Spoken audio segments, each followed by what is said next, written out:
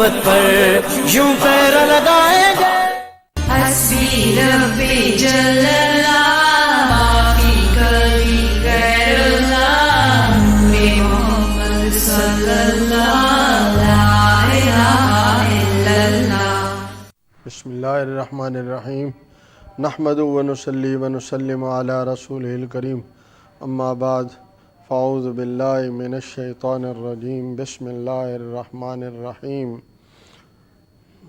انا اوحینا الیک کما اوحینا الی نوح والنبیین من بعدہ صدق اللہ و صدق رسولہ النبی الکریم الامین. خالق ارض و سما کا بے حد لطف و احسان ہے جس نے 5 پارے مکمل کرنے کے بعد آج 6 پارے کے خلاصے کی توفیق عطا فرمائی ہے. اللہ تبارک و تعالی اصلاح نیت اور تقوی اور خضوع نصیب فرمائے اور ہم سب کو علم کے ساتھ ساتھ عمل کی توفیق عطا فرمائے. اللہ رب العالمین کے ہاں ہر جرم ہے، لیکن اگر کوئی بندہ اس جرم کو علل اعلان کرنے لگتا ہے تو یہ اللہ کے ہاں بہت ناپسندیدہ عمل اور ظلم ہے. اور یہود میں کچھ ایسی برائیاں تھیں جو وہ علل اعلان بھی کرتے تھے اور اس کو وہ اپنے ہاں جرم بھی نہیں سمجھتے تھے.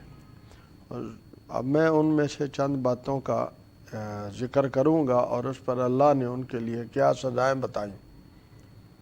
پہلی بات، اللہ رب العالمین نے فرمایا کہ وہ رسول پاک صلی اللہ علیہ وسلم سے کہنے لگے کہ ان تنزل علیہم کتاب من السماء فقد سألوا موسیٰ اکبر من ذلک. موسیٰ علیہ السلام سے انہوں نے بڑے بڑے سوالات کیے ہیں، یہاں تک کہا کہ آپ ہمیں کھل کر اللہ ہماری ان نگاہوں سے دکھوا دیں. تو رسول پاک صلی اللہ علیہ وسلم سے کہنے لگے کہ آپ ہمارے سامنے یہاں آسمان پر چڑھیں اور پھر آسمان سے ہمارے لیے کتاب لے کے آئیں تو پھر ہم مانیں گے.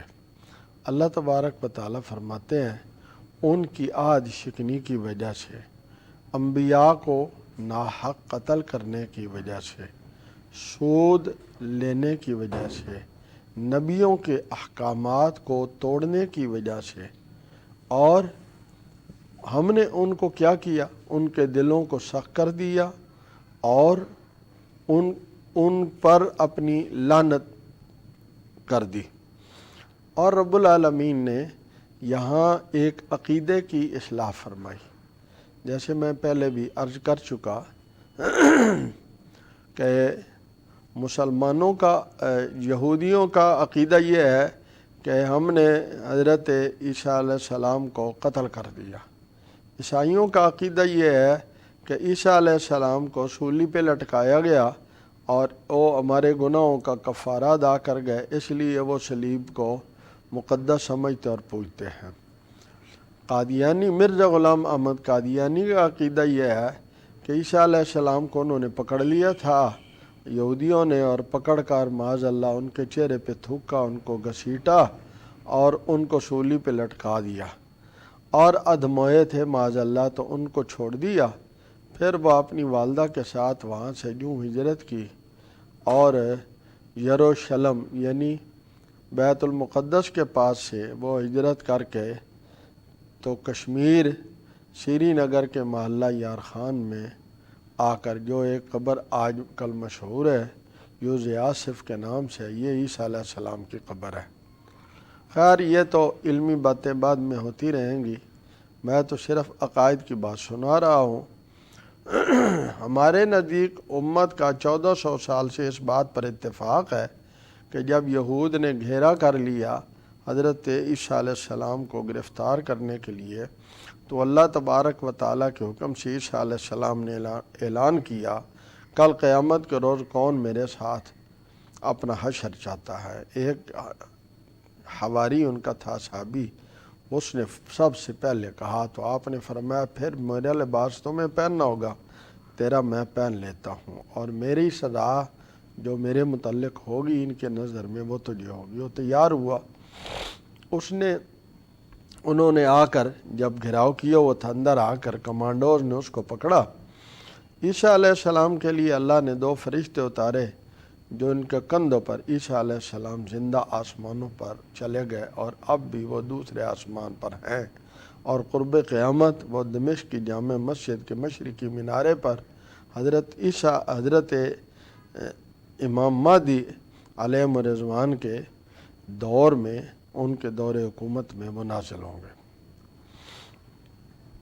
یہ تو بات تھی عقائد کی حد تک، اور پھر عیسیٰ علیہ السلام یہاں شادی بھی کریں گے اور آپ کی اولاد بھی ہوگی اور آپ کی تدفین روضہ اطہر میں ہوگی۔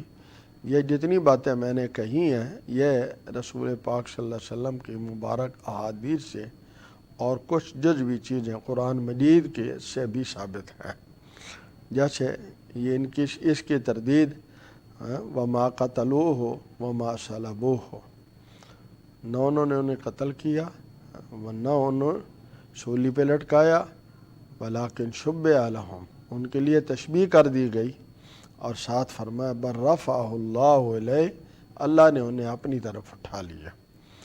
خیر، اللہ تبارک و تعالیٰ نے یہاں یہ بتایا کہ جس طرح ہم نے نوح علیہ السلام، کیونکہ وہاں جو لوگ تھے وہ یہود اور نصارہ حضرت نوح کو بھی مانتے تھے، حضرت ابراہیم علیہ السلام کو مانتے تھے، یہودی حضرت موسیٰ کو علیہ السلام کو مانتے تھے، عیسائی حضرت عیسیٰ علیہ السلام کو۔ تو اللہ نے ان نبیوں کا ذکر کر کے فرمایا جس طرح اللہ تعالیٰ نے ان پر وحی اتاری تھی اسی طرح حضرت محمد صلی اللہ علیہ وآلہ وسلم پر بھی اتاری ہے۔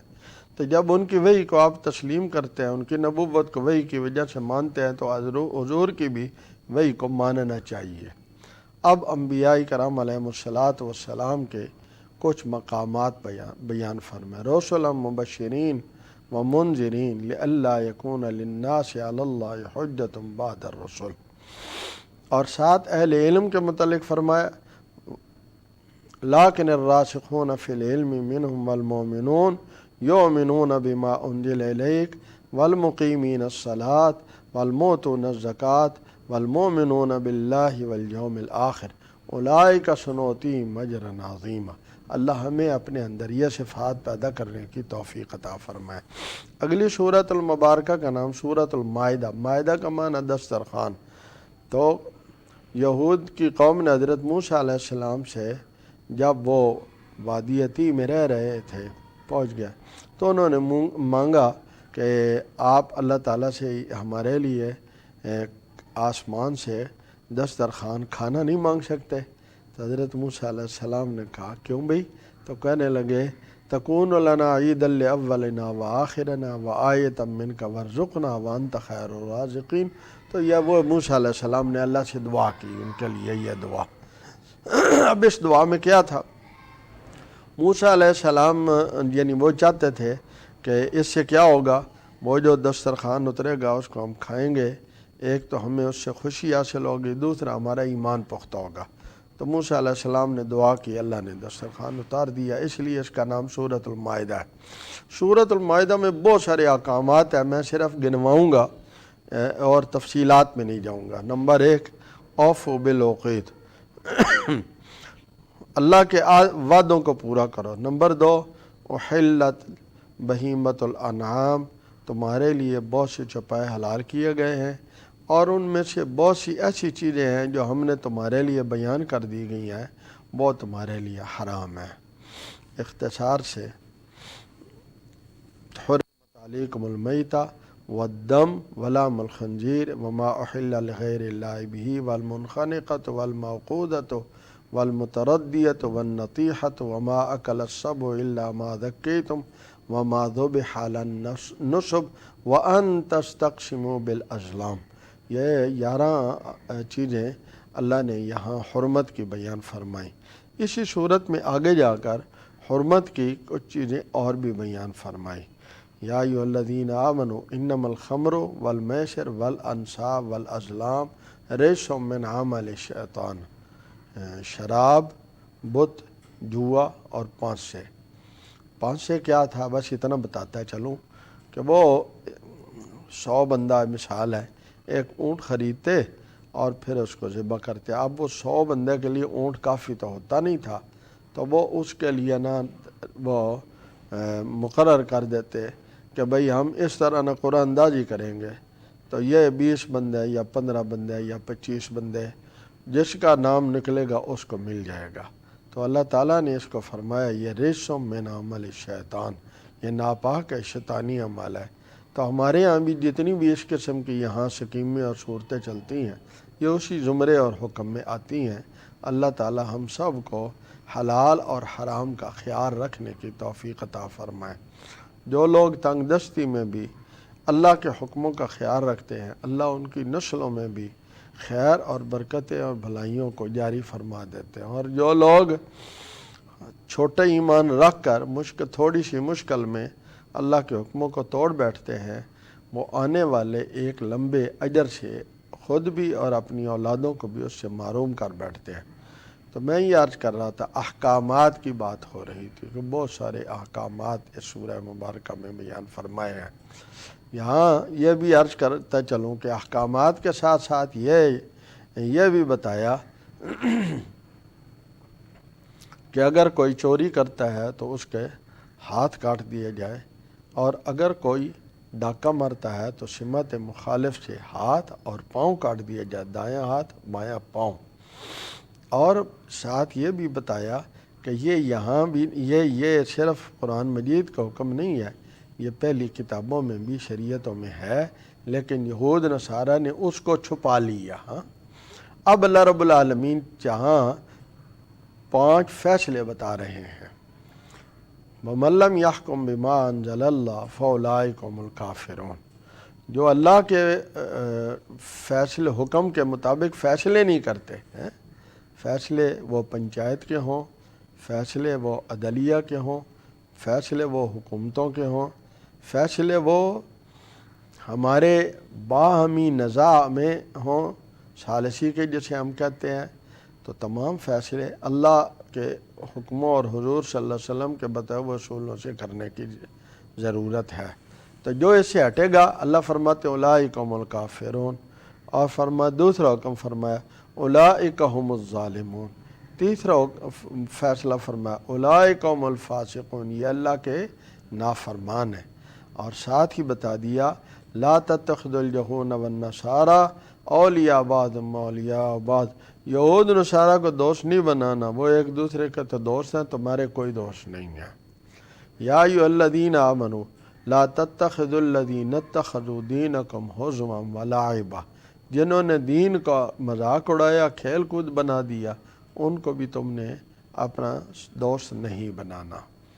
اور اس کے ساتھ ساتھ اللہ رب العالمین نے حضور رحمت للعالمین صلی اللہ علیہ وآلہ وسلم کو حکم فرمایا یا ایھا الرسول بلغ ما انزل الیک من ربک وان لم تفعل فما بلغت رسالتہ واللہ یعصمک من الناس، لوگوں سے اللہ آپ کو بچائیں گے۔ آپ کا کام کیا ہے؟ اللہ نے جو حکم دیے ہیں، جو اللہ کے احکامات ہیں، آپ اس کو پورا بھی کریں، اس کی دعوت دیں۔ بلغ ما انزل، پہنچائیں۔ تو رسول اکرم صلی اللہ علیہ وآلہ وسلم نے صرف پہنچایا نہیں ہے، بلکہ آپ نے وہ پہنچانے کا حق ایسا ادا کیا کہ آپ صلی اللہ علیہ وسلم کا ارشاد، آپ کا عمل، آپ کی تقریر، کچھ دیکھا سنا اور اس پر خاموشی اختیار کر دی، تو یعنی یہ دین کی علامت بن گیا۔ یعنی معلوم ہوا کہ نبی کے سامنے اگر کوئی دین کے خلاف بات ہو تو وہ خاموش نہیں رہ سکتے، وہ اس کی تردید کر کے ہی چھوڑتے ہیں۔ یہ نبی کا منصب اور مرتبہ اور مقام ہے۔ تو خیر میں عرض کر رہا تھا کہ پیغمبر علیہ السلام کو اللہ نے یہ باتیں فرمائیں کہ آپ کا کام دعوت دینا ہے اور آپ کو بچانا۔ یہاں ایک اشکال ہوتا ہے، وہ میں اس کا کسی نے اشکال کیا تھا، اس لیے مجھے یاد آ گیا۔ اس نے کہا جی اگر اللہ نے کہا میں آپ کو بچاؤں گا تو پھر اللہ تبارک و تعالیٰ نے حضور صلی اللہ علیہ وآلہ وسلم کو تو زہر بھی دیا گیا، حضور صلی اللہ علیہ وسلم پر تو کئی حملے بھی کیا گئے، حضور صلی اللہ علیہ وآلہ وسلم پر تو جادو بھی کیا گیا۔ تو میں نے کہا کہ بھئی دیکھیے آپ صلی اللہ علیہ وسلم پر کئی حملے ہوئے، اس میں سب سے بڑا حملہ جو ہے وہ احد کا تھا، زخمی ہوئے آپ، آپ زخمی ہوئے اور اللہ تبارک و تعالیٰ سے تو آپ شہادت مانگتے تھے، اللہ نے آپ کو صرف غازی بنایا، زخم دیے، اور جو آپ کو زہر دیا گیا اللہ تبارک و تعالیٰ نے اس سے بھی آپ کو بچایا، اور جو آپ پر جادو کیا گیا اللہ نے آپ کو اس سے بھی بچایا، اور آپ صلی اللہ علیہ وآلہ وسلم کسی کے حملے سے آپ کی دعا کے باوجود اسی لیے آپ کی شہادت نہیں ہوئی کہ اگر آپ کو شہادت دے دی جاتی تو یہ خدائی فیصلہ ہے واللہ یعصمک من الناس، اس پر زد آتی تھی۔ خیر میرے بھائیوں میری بہنوں، اللہ تبارک و تعالیٰ نے حضور اکرم صلی اللہ علیہ وسلم کے اس دعوتی کام کو چلاتے چلاتے، وہ جو دین حضرت نوح علیہ السلام سے چلا تھا اور اس کی دعوت بالترتیب بڑھتے بڑھتے بڑھتے جناب رحمت للعالمین صلی اللہ علیہ وآلہ وسلم تک چلی، تو رسول اکرم صلی اللہ علیہ وآلہ وسلم کو آپ کی اس دنیا سے رحلت سے 2.5 ماہ 3 ماہ پہلے حجۃ الوداع کے موقع پر اللہ رب العالمین نے یہ آیات نازل فرمائے، الیوم اکملت لکم دینکم واتممت علیکم نعمتی ورضیت لکم الاسلام دینا، ہم نے آپ کے لیے دین اسلام کو پسند کر لیا ہے۔ مجھے یہاں بخاری شریف کی حدیث یاد آئے گی کہ ایک دن حضرت عمر رضی اللہ تعالیٰ عنہ بیٹھے ہوئے تھے تو یہودی کہنے لگے، عمر ایک ایسی آیت ہے اگر وہ ہماری کتاب میں ہوتی، ہم پر اترتی تو ہم اور ساری زندگی قیامت تک اس دن میں جس دن میں وہ آیت اتری ہے نا اس کو عید بناتے۔ حضرت عمر رضی اللہ تعالیٰ نے فرمایا وہ کون سی آیت ہے؟ انہوں نے کہا کہ وہ الیوم اکملت لکم دینکم والی ہے۔ تو حضرت عمر نے فرمایا رضی اللہ تعالیٰ نے کس حکمت کے ساتھ جواب دیا کہ یہ نہ سمجھنا کہ ہمیں پتہ نہیں ہے اس لیے ہم اس دن عید نہیں مناتے۔ ہاں ہمارے ہاں تو بڑے بڑے عظیم شان واقعات اور اللہ کی نعمتیں ہیں، ہم ہر ایک دن کو منانے کے لیے نہیں ہے، دنوں کا منانا ہمارے یہاں کوئی ترتیب نہیں ہے۔ اور یہ سنو، میں تو جب یہ آیتیں حضور پر نازل ہوئی ہیں میں وہاں موجود تھا، میں نے اپنی آنکھوں سے آپ صلی اللہ علیہ وآلہ وسلم کو بولتے ہوئے سنا، دیکھا، اپنے کانوں سے آپ صلی اللہ علیہ وسلم کی آواز کو سنا، اور اپنے دل سے اس حضور صلی اللہ علیہ وسلم کی کیفیت کو محفوظ کیا، تینوں باتیں۔ اور مجھے یہ بھی یاد ہے وہ جگہ کون سی تھی، وہ دن کون سا تھا، وہ وقت کون سا تھا، وہ ذی الحجہ کی تاریخ کون سی تھی، سب کچھ مجھے پتہ ہے، اور میں نے سنا نہیں کسی سے، میں اس کا چشم دید گواہ ہوں۔ لیکن تم جو کہہ رہے ہو کہ عید مناتے تو ہمیں سب پتہ ہے، لیکن ہم اس طرح عیدیں منانے میں لگنے والے نہیں، ہم تو اپنے نبی صلی اللہ علیہ وسلم کے مشن کو آگے بڑھانے والے ہیں۔ پیغمبر علیہ السلام نے یہ آیتیں بھی پڑھ کے سنائیں حجۃ الوداع میں، اور اپنے صحابہ سے پوچھا بتاؤ کیا میں نے تمہیں اللہ کا دین پہنچا دیا؟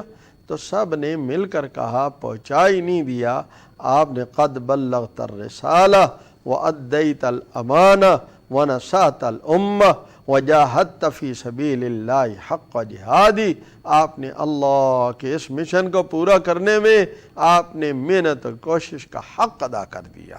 تو پھر آپ نے انگلی اٹھا کر یوں آسمان کی طرف نگاہ اٹھا کر کہا اللہم فاشہد، یا اللہ تو گواہ ہو جا، یا اللہ تو گواہ ہو جا، اور اب پھر صحابہ کی طرف متوجہ ہو کر فرمایا فَلْيُبَلِّغُ الشَّاهِدُ الْغَائِبَ، جو موجود ہیں وہ اس میرے پیغام کو غائبین تک پہنچا دیں۔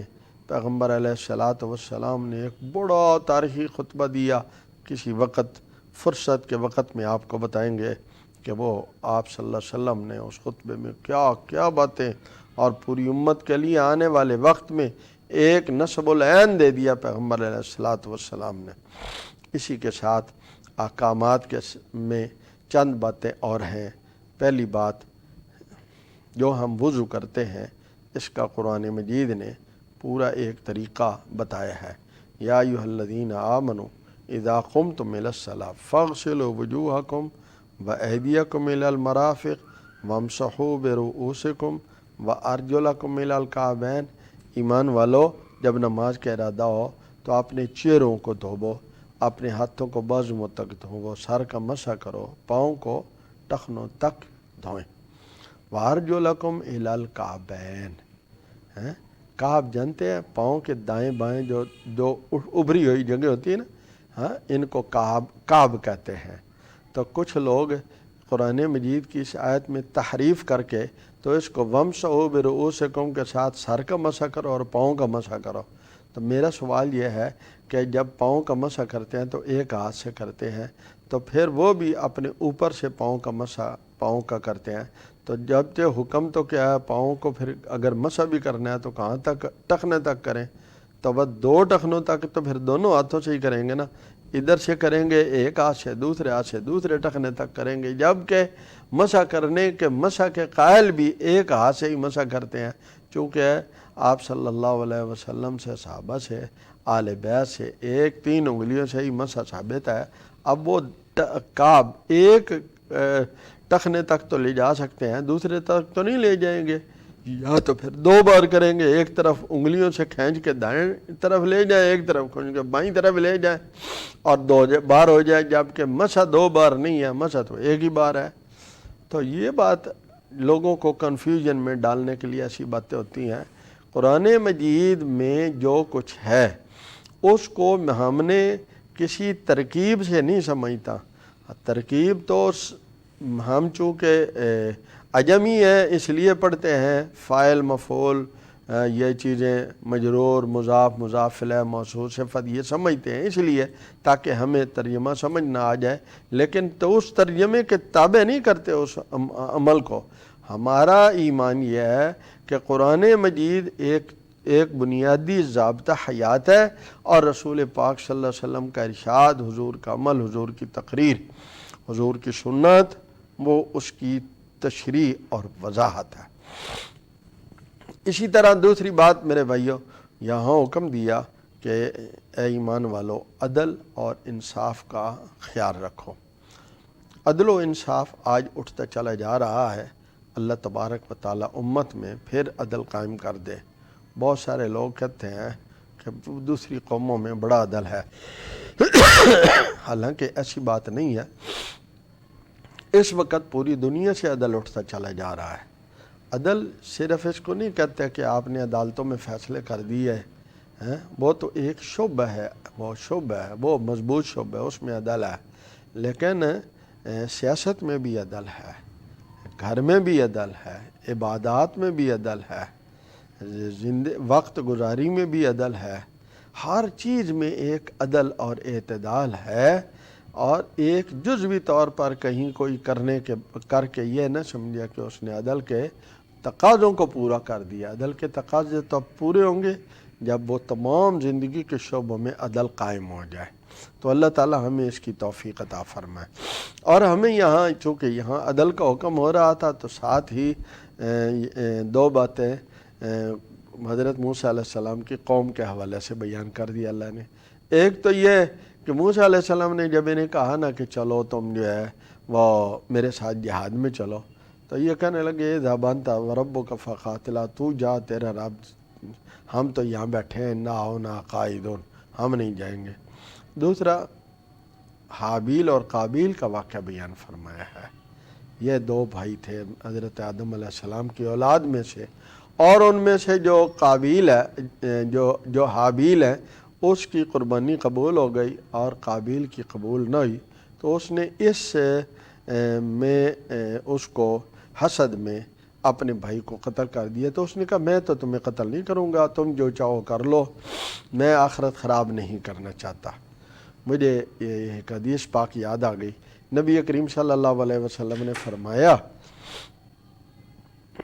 قاتل بھی اور مقتول بھی دونوں جہنم میں جائیں گے۔ صحابہ نے پوچھا حضور قاتل تو جہنم میں جائے گا، مقتول کیوں جائے گا؟ آپ نے فرمایا اس لیے کہ وہ بھی اپنے بھائی کے قتل کا پختہ عزم کر کے اس نے اس کو قتل کرنے کے اسباب اختیار کیے، لیکن وہ غالب آ گئے اور اس نے اس کو قتل کر دیا۔ لیکن یہاں اس نے تو صاف کہہ دیا کہ میں تو تمہیں کچھ نہیں کہوں گا، تم جو اس نے اب قتل کر دیا، لیکن اب یہ پہلا قتل تھا، اب اس کو پتہ نہیں کیا کرنا ہے۔ ایک کوا آیا، اس نے ایک مردہ کوے کو اٹھا رکھا اور یوں زمین کو کریدتا رہا، جب وہ گہری ہو گئی اس کوے کو اٹھا کے رکھا اور دائیں بائیں سے جو مٹی اٹھائی تھی وہ رکھ دی۔ اس کو یہ دکھا دیا اور سمجھا دیا کہ یوں تم بھی اپنے بھائی کو دفن کر سکتے ہو۔ تو میرے بھائی اور میری بہنوں، یہاں 3 باتیں اور عرض کروں گا، اختصار کے ساتھ ہے۔ ایک تو اللہ رب العالمین نے عیسائیوں کے ایک عقیدے کی تردید کی ہے۔ ان کا مختلف عقیدے ہیں، وہ کہتے ہیں کہ حضرت عیسیٰ، حضرت مریم، روح القدس، یہ 3 ملائیں نا تو ایک اللہ بن جاتا ہے۔ اس کو عقیدہ تثلیث کہتے ہیں۔ اللہ تعالیٰ نے اس پر نا بڑی سختی سے کہا، لا تقولوا ثلاثہ انتہوا، بعد آ جاؤ، 3 خدا مل کے ایک بنتا ہے، بعد آ جاؤ، ایسا مت کہو۔ انما اللہ الہ واحد سبحانہ ان یکون لہ ولد۔ اور پھر ساتھ کہا کہ تم یہ کہتے ہو کہ عیسیٰ علیہ السلام ان کی والدہ یہ معبود ہیں، کانا یاکلان الطعام، وہ تو دونوں کھانا کھاتے تھے، اور کھانا ایک عام معمولی سی چیز ہے۔ جو معمولی چیز کا محتاج ہوتا ہے، وہ معبود کیسے ہوتا ہے؟ معبود تو وہ ہے جس کے سب محتاج ہوں، وہ کسی کا محتاج نہ ہو۔ آخر میں حضرت عیسیٰ علیہ السلام کی بات عرض کیے دیتا ہوں کہ عیسیٰ علیہ السلام سے اللہ تعالیٰ پوچھیں گے کہ یہ عیسیٰ تو تم نے یہ لوگوں کو کہا تھا کہ مجھے اور میری ماں کو پوجیں، تو وہ کہیں گے نہیں مالک، آپ تو جانتے ہیں میں نے تو ایسا نہیں کہا۔ عیسیٰ علیہ السلام جو ہے وہ اللہ تعالیٰ سے ایک بات کہیں گے کہ یا اللہ آپ چاہیں تو انہیں معاف کر لیں، چاہیں تو انہیں سزا دیں۔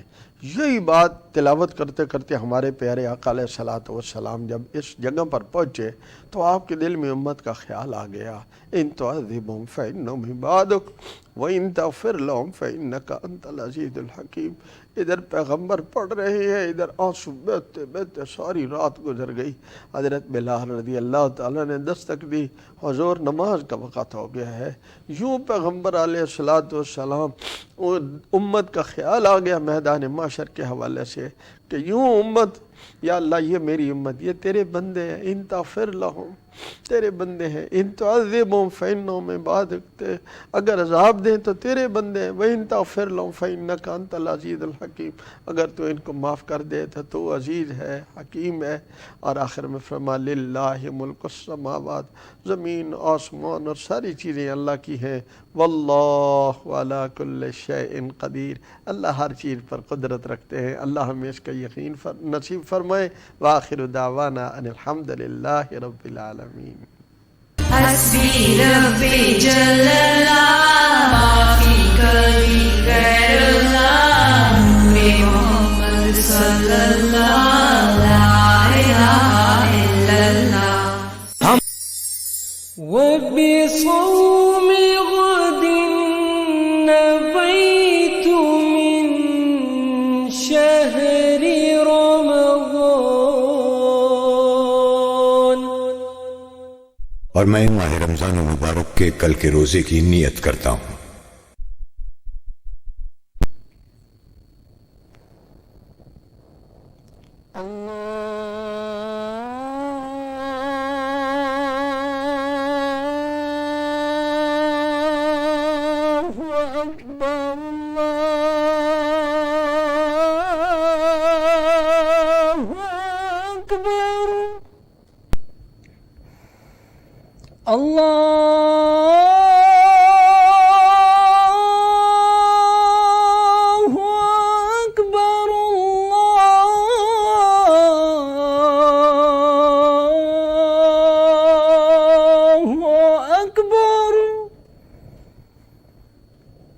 أشهد أن لا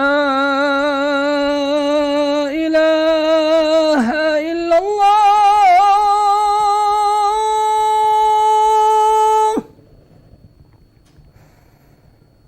أشهد أن لا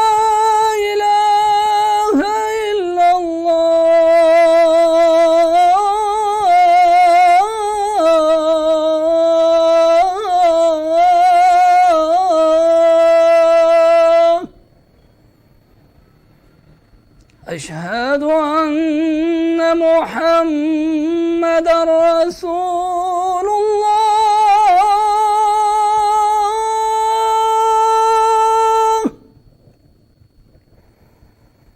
أشهد أن محمد رسول الله.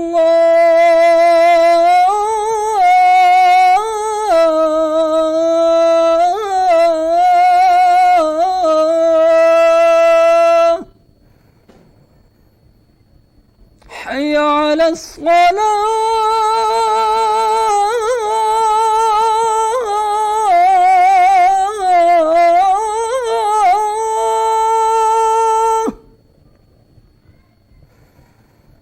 حي على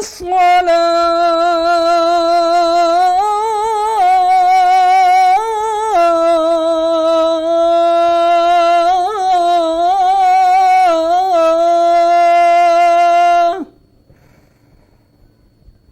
حي على الفلاح.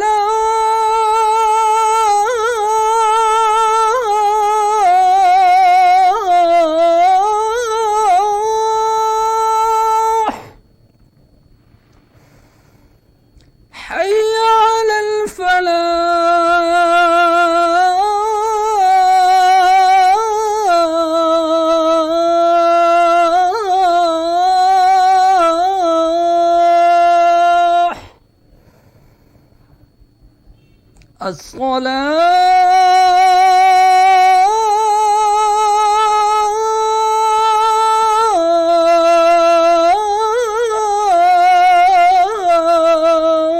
الصلاة خير من النوم. الصلاة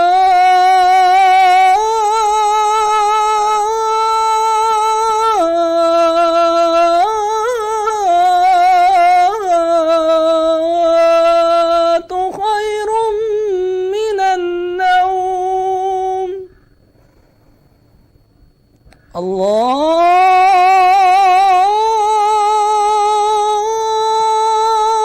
الله أكبر.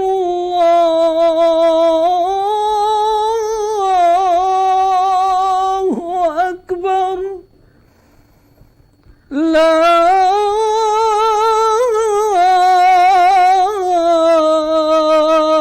إله إلا الله. हम खत्म नबूवत पर यूं पैर लगाएंगे, हम खत्म नबूवत पर यूं पैर लगाएंगे।